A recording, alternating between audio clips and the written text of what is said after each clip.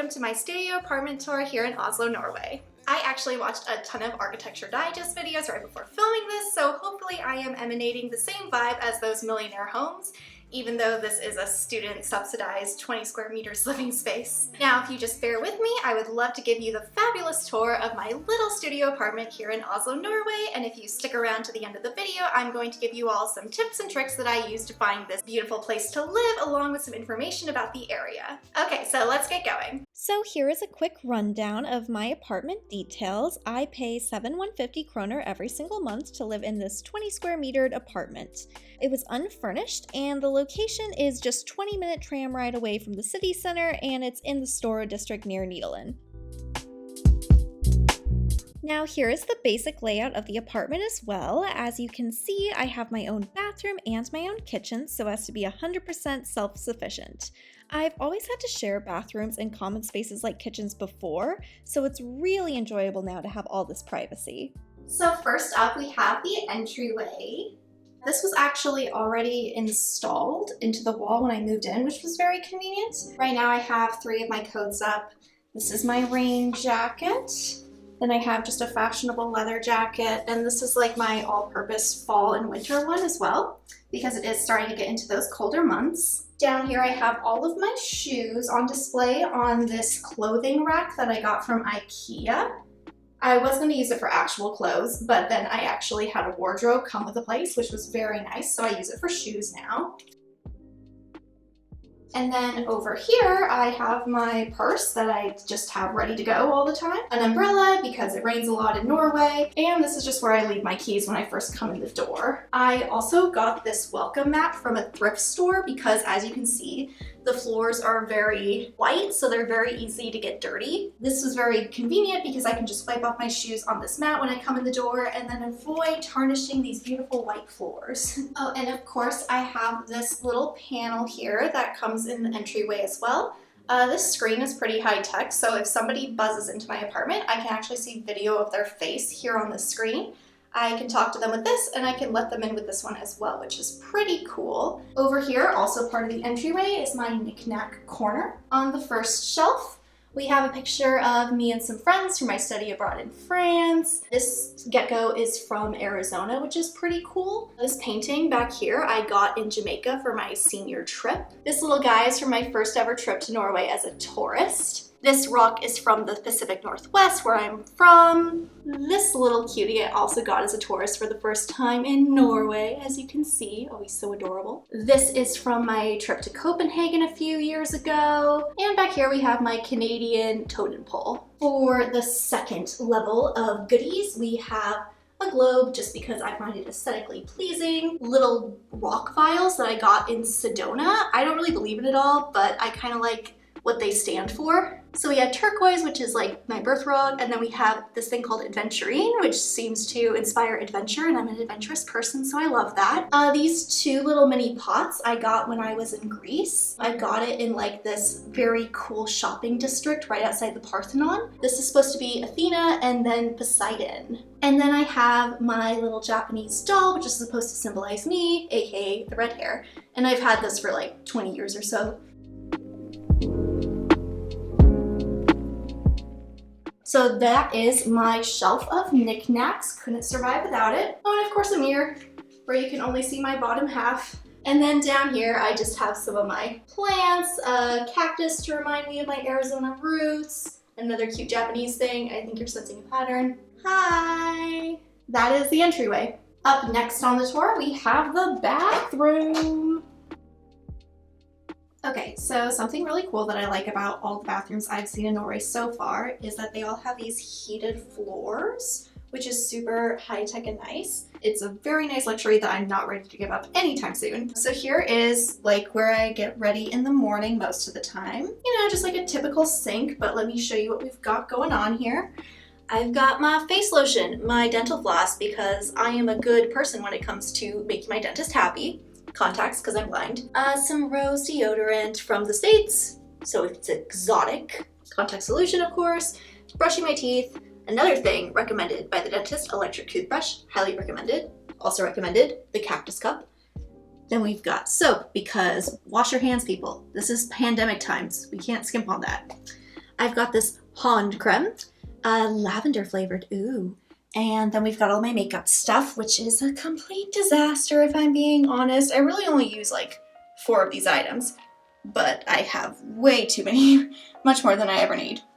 And then here's a bunch of jewelry, which is kind of ironic because I really don't wear jewelry that much, and I like only paint my toes once a year, but it's there, like just in case. Hand washing towel, and my bathrobe collection. I got the winter bathrobe and the summer bathrobe. Have a toilet. Everyone needs one of those. And then here is the shower. So we got this curtain, which does like kind of come all the way around. But yeah, it kind of takes up a big portion of the bathroom. And then in here we have the soap that I like to use, which is coconut. And then just my normal shower materials, face scrub, voluminous shampoo because my hair gets kind of flat otherwise, conditioner so I don't get like frizzy, wavy disaster hair, and some lotion as well. That is my bathroom. Let's go back out there.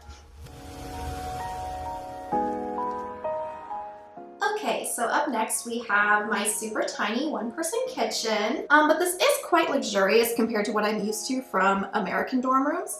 I actually have a real oven, which is amazing for me. I'm usually used to just having a hot plate or a microwave and that's it. So to actually be able to cook real food with a real oven is incredible. Like look, it opens and has everything you need. It's real. It's not just a prop. But now moving on to the cabinets of my kitchen. This is where I keep all of my dishes. And this was actually so hard to collect all of these items because when I first moved to Norway, all of the kitchen supply stores were closed because of lockdown. So I slowly collected all of this beautiful equipment over the course of many months. Up here, I have my cooking supplies and baking supplies. These plates, I got lucky and got from like a Claes Olsen, which is kind of like Norway's Walmart. These bowls are my favorite thing in here because they're so colorful and pretty.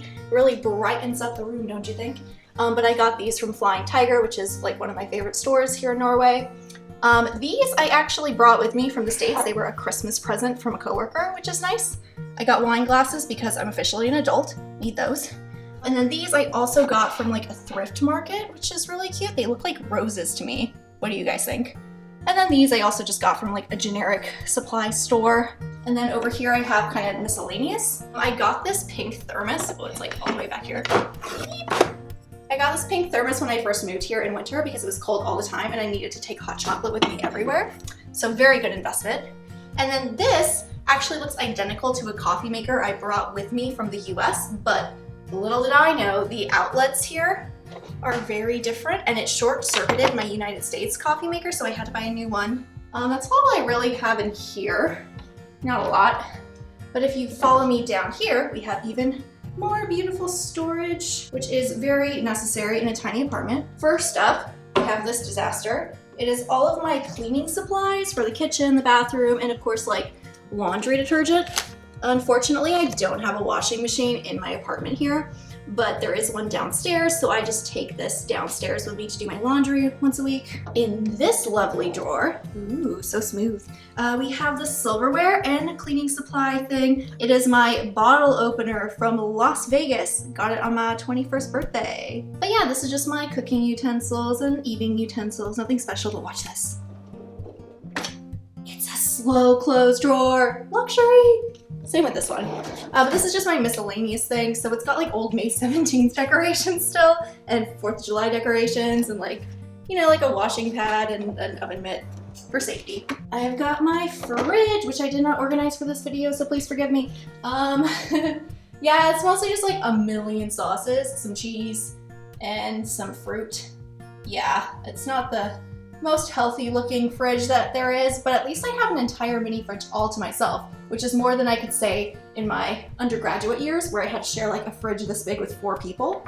So you have seen all of my fridge food, but what you don't know is that I keep all of my dry food in, you guessed it, the wardrobe, which is super weird, but it has way more storage than anywhere else. So that's why I do it. I also did not organize this very well before filming this, so you're actually seeing like the authentic me. Very messy. All right, back to the kitchen. This is all of my magnets throughout my travels over the years. I started collecting these like when I first started traveling as a kid, and it's always been my thing, and I really like them. My goal is actually to one day put these all in a giant whiteboard that has a big map of the world on it, and just put them all in their geographical locations. Oh, and here's my Norway one that I got like 4 years ago. Who would have thunk that I'd be living here now? And if you follow me over here, we have the dining room right next to the kitchen. Okay, I know it's being a little like ambitious calling it a dining room, but hey, it's got a dining table. It's more than I used to have. Originally, I actually ate all of my meals on, let me show you, on this stool. And I did it sitting on the bed, just hunched over like a goblin, eating all of my meals as fast as I could. So having an actual dining table where I can sit properly and not warp my spine is a real luxury. I got the table from IKEA. I got these nice chairs from a girl who was moving out of this building and just selling them super cheap, which was very nice of her to do, and a lot of people actually do that here. And I got these candlesticks actually from a thrift store. They looked really romantic to me, and they also had a lot of grandma vibes, and you know, I just love to emanate that old timey feel to my rooms. And then this tablecloth actually isn't even a tablecloth. It is an old scarf that I had just lying around, and just it happened to fit the table perfectly. And I really like how it looks, so I've just been using this and it's been working great. That is me dining room. Now if we'll just meander on over here to the study. This is actually where I used to do all of my Zoom classes, so I spent all of my time in this corner. But as you can see now, I've kind of transformed it into more of a creative corner with my piano and my film equipment. So I usually just spend my time here either editing videos or playing some of my piano songs. And I got my cardigan here because I still wanted to have a very cozy vibe, hence all of my twinkle lights as well. I just love them. And I got this curtain as well, like a few months after moving in here. Like, okay, yeah, you can see through it, but it's like one way, so they can't see us. Let's wave anyway. Hi neighbors. I still have a lot of my school supplies just in here because it's a great storage area and it's a desk, so it makes sense. And down here we have all of my notebooks. My laptop is in this colorful thing right here to keep them all together like that and organized. And then we have my windowsill decorations. Can you guess what A stands for? Yeah, that's right, it's Ansley. More candles to fit with the Norwegian atmosphere. Plants, because the ones outside didn't keep me satisfied enough. Needed to bring it inside as well, especially during the winter months. My kitty cat who changes colors. I still haven't changed this from May. If you guys don't know, May 17th is like Constitutional Day in Norway, so it's sort of a big celebration. More plants, because you can always use more greenery. And then here's my book corner. That is my beautiful window. And last but not least, we have my bedroom corner. Oh, it's so cozy, I just love it. So I moved my bed here like about a month or two ago just because I really liked how it just perfectly fits in this little corner right here. It's like the perfect size, and it just makes it feel more cozy and dark, good for sleeping, and it's got this part of the wardrobe blocking it as well, so it does feel like there's a bit more extra privacy as well. I got this bed from IKEA when I first moved here, and it came with a mattress and everything, which was really convenient. This guy I got on a trip to Stavanger that I went to this summer. And then this guy I also got from the Flying Tiger store. I have this tapestry here, which once again is just another scarf that I had lying around. And this whole wall was just feeling very blank to me, so I just wanted to fill it with something more than just more of a photo wall, because the photo wall is right here. This is where we are.